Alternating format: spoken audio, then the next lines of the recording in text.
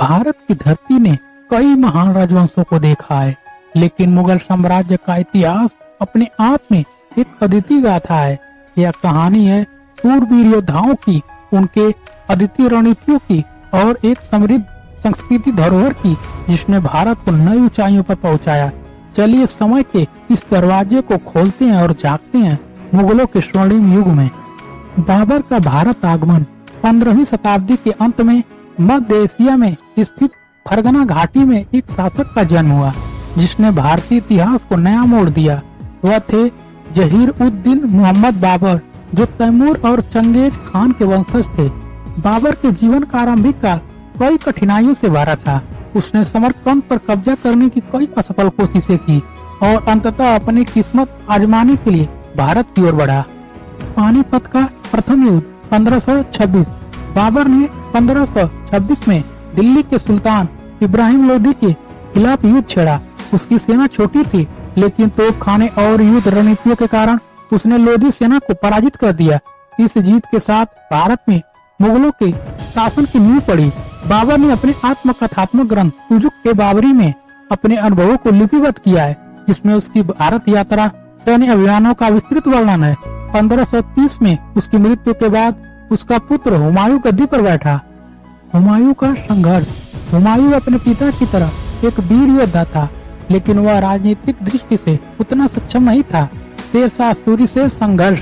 1539 और 1540 की लड़ाइयों में हुमायूं को शेरशाह सूरी ने हरा दिया और उसे भागकर ईरान में शरण लेनी पड़ी। अगले कई वर्षों तक वह निर्वासन में रहा। दिल्ली की पुनर्प्राप्ति 1555।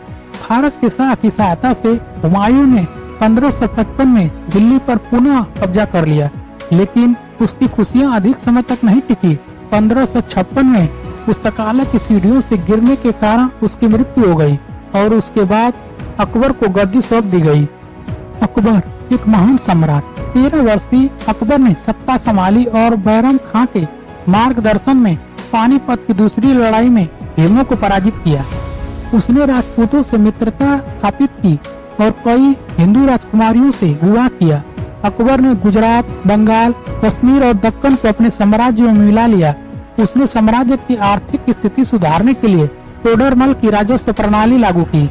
अकबर ने सभी धर्मों को समान दृष्टि से देखने के लिए दीन-ए-इलाही की स्थापना की और जजिया कर समाप्त किया। जहांगीर और शाहजहां। कला और प्रेम का युग।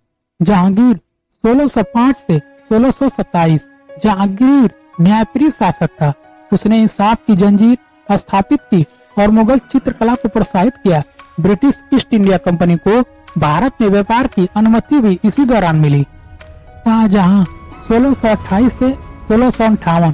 शाहजहां का शासनकाल स्थापत्य कला का स्वर्ण युग माना जाता है। उसने ताजमहल, लाल किला और जामा मस्जिद जैसे भव्य संरचनाएं बनाई, लेकिन अपने पुत्र औरंगजेब के विद्रोह के कारण उसे अपने अंतिम आयु आगरा के किले में बितानी पड़ी। औरंगजेब और साम्राज्य का पतन। औरंगजेब ने अपने भाइयों को हराकर सत्ता हासिल की और दक्षिण भारत में अपने साम्राज्य का विस्तार किया। उसने पुनः जजिया कर लगाया, मराठों, सिखों और राजपूतों के खिलाफ युद्ध लड़े, शिवाजी से संघर्ष किया, लेकिन अंततः मराठा शक्ति को पूरी तरह कुचल नहीं सका।